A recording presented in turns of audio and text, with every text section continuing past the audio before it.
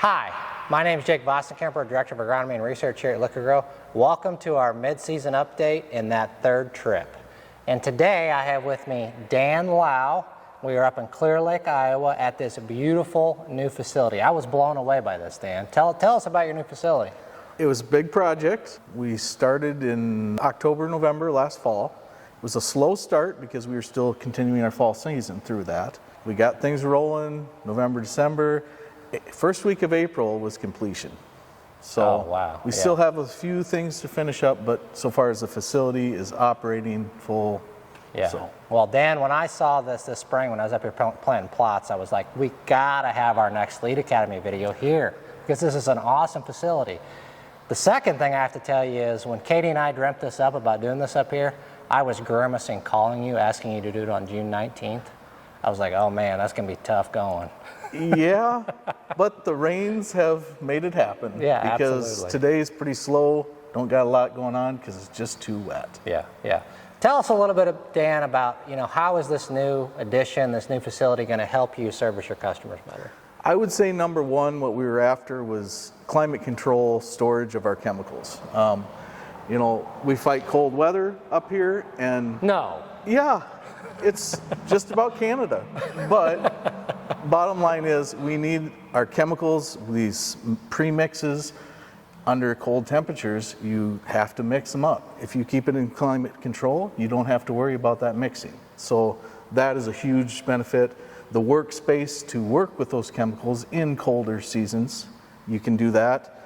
Our capacity, we've increased our fertilizer capacity by about 20%. Oh, wow. So a lot of little things added up into this, and it's working very well. Great. So it sounds to me like it's going to help increase your efficiency a lot. Definitely. Which is going to be able to help you service your customers even better. Yes. I mean, yes. This location's been known for great service, but wow, look out now, right?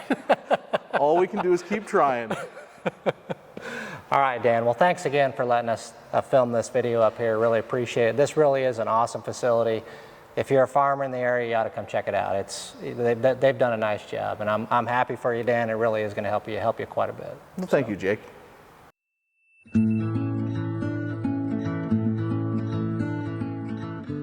Hi, I'm Jake Vostenkemper, Director of Agronomy and Research here at Liqui-Grow. And I'm Phil Long, Regional Agronomist here at Liqui-Grow. Absolutely. Well, welcome back to our mid-season update. That we're here to talk about what's happened so far in the season, right, Phil? Yep. And we're here to talk a little bit about that big third trip that's coming up and what the expectations might be. So, Phil, why don't you take it away? What's been happening up in north central Iowa? You're up here a lot more than I am these days. Yeah, that's very true.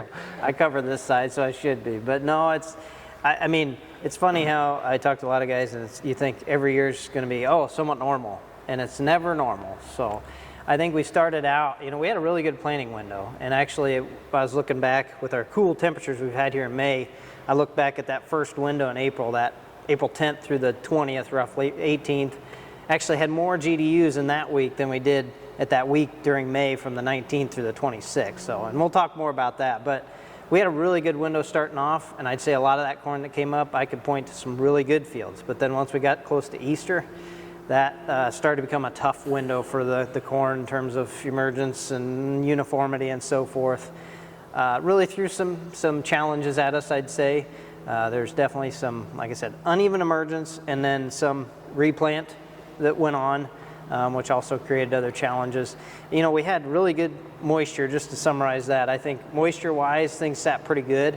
So in my opinion, a lot of the pre's that went down had pretty good success in terms of holding the weeds off for a while, although we're getting now to a point where we need to make sure those weeds are controlled going into reproduction. But, the other thing that I noticed, which seems like I always think we're not going to have an issue with, but severe weather events. Every year we seem to have that, and this year was no different with hard pounding rains and wind, high winds.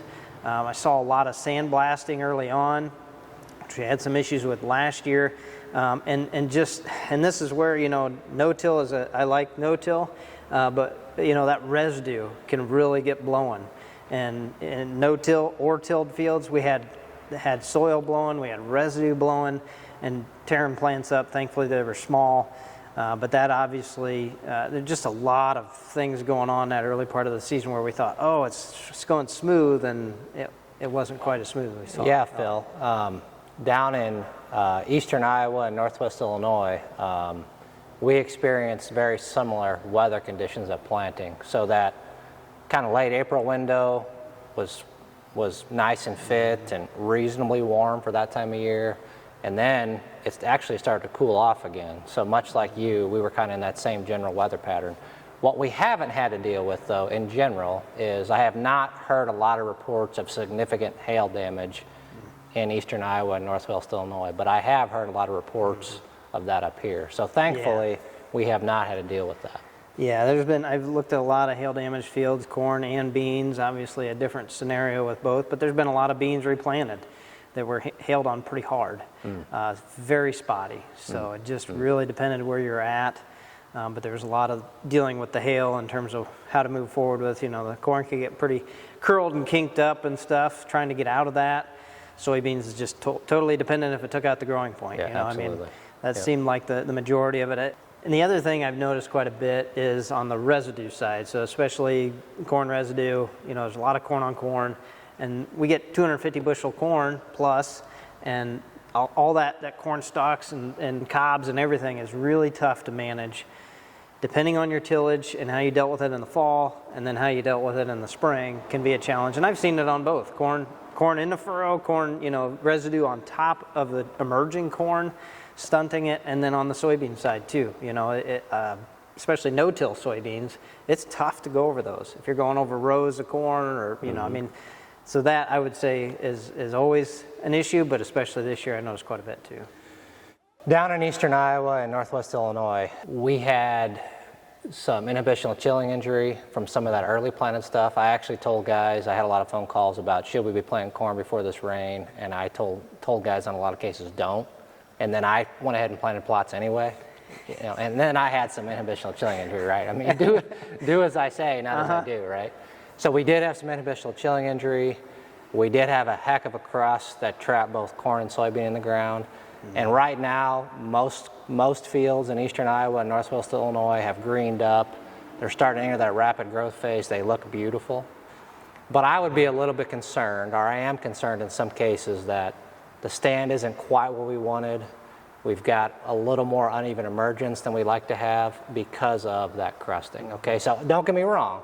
I think there's some great yield potential out there. We've got a long way to go, but I do think there's more uneven emergence and lower stands than some people think in some places in some fields. Yeah, so, I would 100% agree. And if you were trying to achieve that top end yield, I would agree 100%, because I hear people talk a lot about picket fence stand.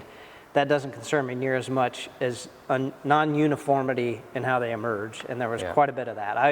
I told somebody earlier in the season I could only point about 2 fields around me that I knew were beautiful in terms of emergence. Yeah.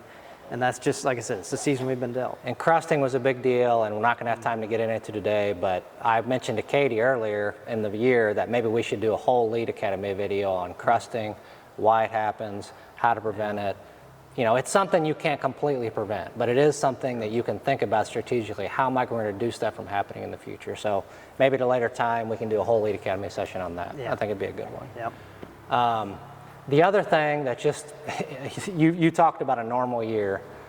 Yeah, unfortunately, down in eastern Iowa, we've got places that have been well behind on rainfall. One of my test plots in the Mount Vernon area, it's been really dry, okay? But yet, north of Eldridge, they've had like 11, 12 inches of rain since the middle of April. And in that geography in particular, there's actually a lot of nitrogen deficient corn starting to show up. And last year, in your geography, we had a bunch of rain. There was a bunch of in-loss. We talked about that last year, how that's going to be a problem. Yep. And this fall, I had a bunch of phone calls from salesmen and customers. Man, our corn yield wasn't there. I think we had in-loss. We did have in-loss. So that's something we can still fix. So if you've had a lot of rain in your geography, be thinking about that right now. Right now is the time to get on that and fix that. So in pockets, that's going to be a problem again in 2025, because right now, as of lately, we're back in a wet trend. Will that continue? Hard to say, but it could. and the corn plant's taking up a lot of that, 60% or 60 to 70%, I usually say by basically reproduction. Don't wait till then to see those yellow leaves, on the bottom of the plant. That's too late. So if you know that it's coming, like you said, if you got that much moisture, and it was so spotty, just like our hail and everything, it's been incredibly spotty in terms of moisture, even 5 miles apart around here. So, Jake, one of the other things that I'm actually really excited about is you gave me a little bit of opportunity here on the small plot side. So we did set up a couple trials here in north central Iowa on iron chlorosis and soybeans. And big deal. Big deal up here. Big deal up here. Yeah, I was going to say, if you don't know exactly what that is, then it probably doesn't affect you. But if you know what it is, last couple of weeks it's really been showing up and it looks bad, and it is. It obviously can severely hurt yield. So we got 2 trials in this geography, and honestly, the results are showing up. It's exciting to see. We've got, I won't go through all the details, but we have our standard treatment, which are soy green in furrow. That's a chelated iron product. That's probably the best way, outside of a variety that's tolerant to IDC. On top of that, if you still have IDC issues, that IDC chelate, iron chelate, in furrow is the standard. Yep. And so we got that, and then we put our exact strip. So we dribbled it on top of the furrow. We did it in the fall and spring. And we also have some rates in there and stuff. But I will say, going out looking at the plots, the spring treatments that we dribbled over the row, hoping that would move down into the root zone, obviously to be taken up, are showing right next to the in-furrow treatment of soy green. So they look about the same in terms of effect visually, in terms of greening the plant back up. We don't see near as much interveinal chlorosis. So it's just exciting to see that, something we thought, we kind of decided to try. Like I said, we did spring and fall applications. The spring definitely looks better right now, but that's part of the learning process. So. And maybe the roots haven't got to the fall yet. Yeah, maybe it's they down might a have. little bit deeper. Yeah, exactly. So, but it's exciting to see that showing up, and an option for guys that if they aren't putting liquid on a soybean planter or whatever, or don't want to, that we might have an option going forward. You might be able to pair that IDC chelate with an application with a floater, possibly, right? That's the idea, but we'll see. Time will tell. And we're going to go look at those plots later. I'm excited. First year, but it's exciting. So Phil, I think you wanted to make a few points about herbicides and soybean, and I can surely add on to whatever you might miss, which won't be anything. I'll try not to talk too long, but every year in terms of residual herbicides is different. It's totally dependent. When we put a herbicide down, we're hoping that we get that rain, or, depending on corporation, all those things. There's a lot of factors that affect that. But I do think in a lot of our area that residuals held pretty good. Now, is that, do we want to see it hold 6 weeks? Maybe. But do we need that? Not normally. We need to hold long enough to keep those weeds small enough to get back in there and nail them. And unfortunately, this last rainy stretch we had here, let those weeds get the head start. So I would say, especially, I'm talking soybeans obviously, but soybean weed control always seems to be a challenge. And we have a lot more growers going towards 2 pass post, which I don't have a problem with as long as you can keep the weeds down, but I think a lot of weeds, when it gets rainy, we have a rainy stretch, it gets away from us.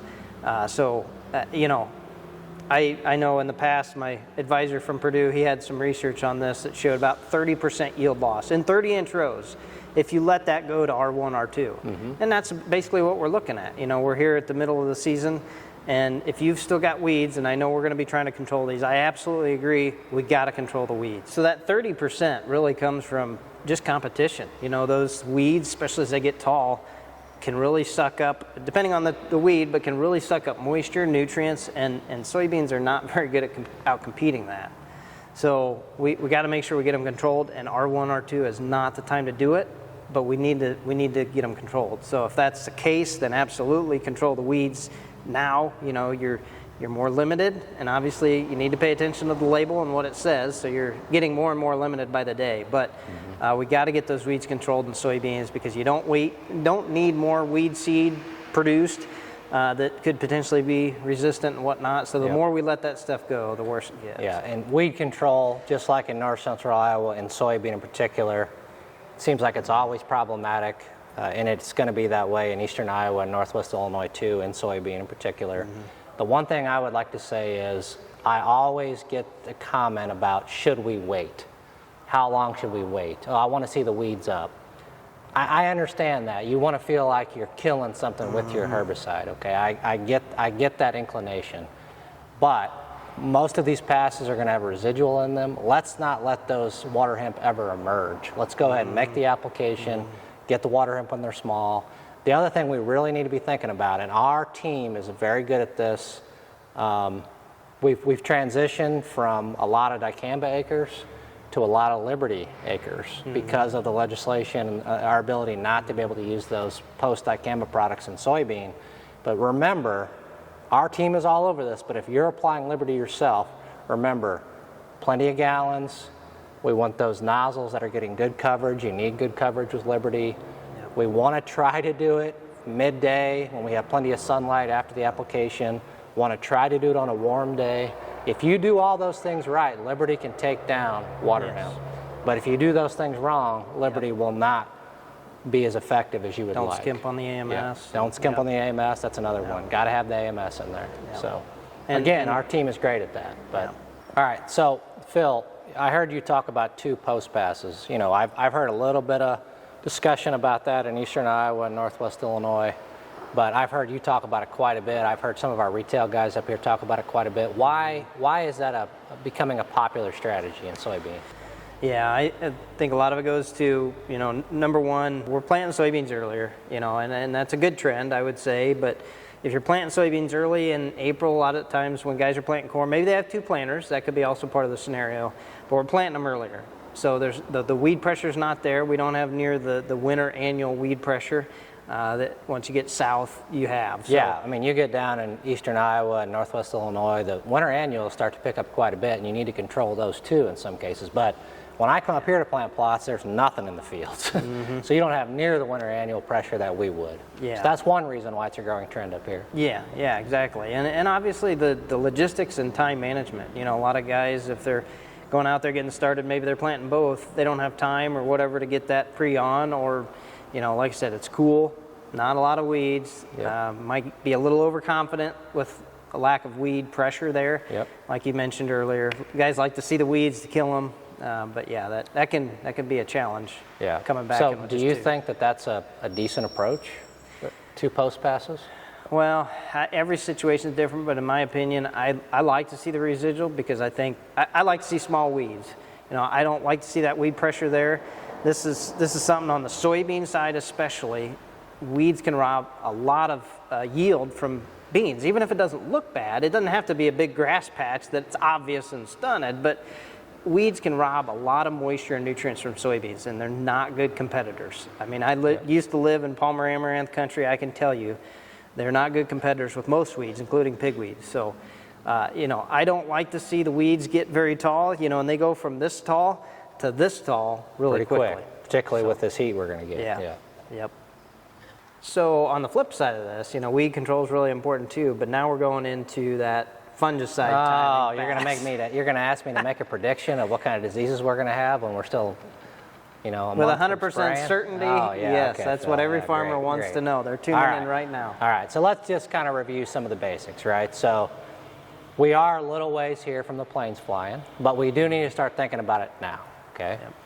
So obviously we're going to be watching out for that northern corn leaf blight. We're going to be watching out for that gray leaf spot. We're going to be watching out for tar spot, which tar spot, let's not get started on tar spot. You know, I thought it was going to be a bad tar spot year last year, so I've kind of let my guard down a little bit, but be careful doing that because you never know. We could have tar spot pop up in a big way. And we remember from years past that it can be really devastating when it sets in early enough, right? You know, those are the diseases that we can have every year. And, you know, we'll see what the weather does. If it stays wet, like we're in this wet trend, we could have a really bad disease outbreak. But if you're going to apply a fungicide, the things to keep in mind are timing, right? So we want to make sure we're as close to that VT timing as possible. I see too many instances where, oh, tassels are out, we better start thinking about fungicides. No, tassels are out, we need to be applying fungicide now. And we can show plenty of data where VT timing on average is the best. Don't try to outthink, is the disease going to be worse later? Because you can't outthink that. If you look on average, the VT applications tend to be the best. We don't want to wait till late R2, our milk stage. We want to get it on before that, okay? The second thing you want to be thinking about is, am I using a fungicide with 3 modes of action? That's important in corn, but it's particularly important in soybean because we've got frog eye leaf spot out there that are strobilurin resistant. We've got brown spot out there that are strobilurin resistant. If you're only using 2 modes of action, that means you're putting all the control pressure on 1 mode of action. And before long, we're going to have resistance to that second mode of action. So my recommendation is a fungicide with 3 modes of action to help keep resistance buildup at bay. So what about the discussion, especially with tar spot? I know it could be different depending on the disease, but we always get it. You know, more than 1 application or on corn. Yep. Is it better to do an early one and then a later one to make sure we cover that whole window of grain fill? Or? I think under irrigation, where you know you're going to have the environment, I think that makes some sense. Yeah. But in a rain-fed environment, 2 applications, the data showing, is not often required. Obviously, if we have a big tar spot outbreak or southern rust might come in, set in late, and we know it, then maybe 2 applications is necessary. But in general, without knowing a lot more details to answer your question, 1 application with a good fungicide, time it at VT, and that should hold in a lot of cases. The other thing is with products like Veltima and other products that have really long residuals these days, we're getting another week of control out of those products that we didn't get with products of just 3-5 years ago. So that would be another factor where I would say it's probably not necessary in many cases to do 2 applications after, 1 at VT and 1 later. There are some special circumstances like I talked about, but in general, 1 application at VT. Yeah, and when it comes to soybeans, it seems like, other than white mold. Don't get me started on timing and soybean, Phil. I was just going to say it's important to, not get too early, especially on soybeans, because you really want to cover it through that grain fill time period. I know a lot of people, the yield of soybeans is determined a lot later than corn, and we want to protect it all the way through there. Just like guys that are irrigating soybeans, you want to protect it a lot longer than you think. But that R3 time frame is critical for most diseases outside of white mold. Yep. So. Yeah, absolutely. I mean, Phil couldn't have said it better. That R3 timing can sneak up on you, right? We're looking for 1 pod, 3/16 of an inch long, and one of the upper 4 nodes. And 3/16 of an inch long is a little bitty pod. Yeah. And many times I get pictures. Oh, is it time to spray fungicide? Well, yeah, it was time to spray fungicide about a week and a half ago because those beans are R4, right? I get that a lot, okay? And research shows timing is important, and that R3 timing is when we want to hit it. We don't want to be too much earlier than that, and we don't want to be too much later than that. There's a pretty specific timing there where it's important. I think that's very frustrating on the soybean side, but we grow indeterminate beans, so they're still growing, and they can still put on pods. So that's what I think gets a lot of people, is they're still growing, and so that changes. It seems like, last week they looked the same, but when you hit R1, it's only about 5 days of R1, 5 to 7, and then R2 is only about 5 to 10 days. So it's not a long window until you get to R3, and hitting that R3 is critical. So if you're sitting there for 2 weeks trying to think if it's R3, it's probably been R3. I know Katie wanted me to address the application method question. That's all you. Yeah, that's a hot potato, Phil. Drone or? Here's what I think, okay? I think that timing in corn and soybean is important. And I think the farmer should focus on whatever application method can be done timely. That's what I think is important. We can debate what application method's the best all day long. There just isn't a lot of good research out there because it's hard to compare what happens with an airplane versus a drone. It's just hard research to do, okay? So I think the farmer should focus on how do I get it done in a timely manner. That's what I think is important.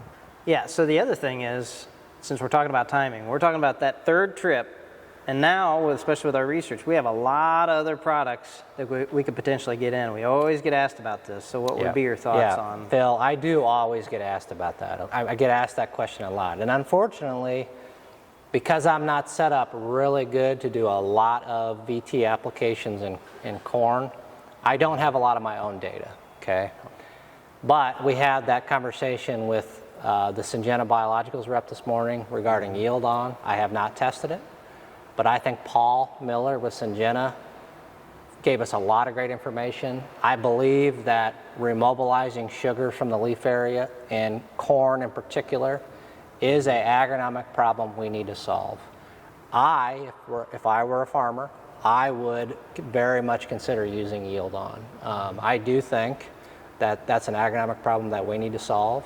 And I'm not going to test it, but again, I will say that I'm awful confident for a product I haven't tested, if you notice, but I will say that there's several colleagues of mine who I trust who have said, hey Jake, that yield on's the real deal. So I think that's a good one, and I would be putting that in the tank with my VT applications over any other product that you could potentially put in there based on what I know and what I've seen. That's the one that I would add to the tank. Yeah, having efficiency and getting those nutrients from the leaves to the ear or developing seeds, that's kind of what my master's degree was on. You know, soybeans especially remobilize about 60%. So they're moving a lot from the leaves to the seeds. They're relying on that. You know, the roots, they're not done, but they're moving a lot from the leaves to the seed, and corn does the same thing. That's why when you tissue test, you're tissue testing that leaf, you know, above the ear, basically. We're looking at that, what it has left. So. Yeah, and regarding soybean, you know, the extra additive to the tank in soybean, I am starting to do a lot of testing on that, so I'm going to make you wait for the best recommendation. I do think the yield on product has a fit there. To be honest, their data is much stronger in corn from what I have seen. You know, that's speaking for what I have seen, not necessarily speaking for Paul Miller's data set, but what I have seen, their data is a little stronger in corn. So I'd be much more focused on the corn as of now, but we are testing yield on in soybean at R3. So stay tuned, and I'll tell you what we find out with yield on in soybean, as well as many other products that you could add to the tank. So with that, I think the retail guys here at Clear Lake are going to kick us out, so we better wrap this up, Phil. What do you think? Yeah, sounds good. And get back to spraying, I guess. All right, we'll see you soon. Have a safe third trip, and hope you know this is the last Lead Academy before we harvest. So let's hope for big yields. We need them with crop prices, right, Phil? Yeah. Lead Academy. Liqui-Grow Excellence and agronomy development.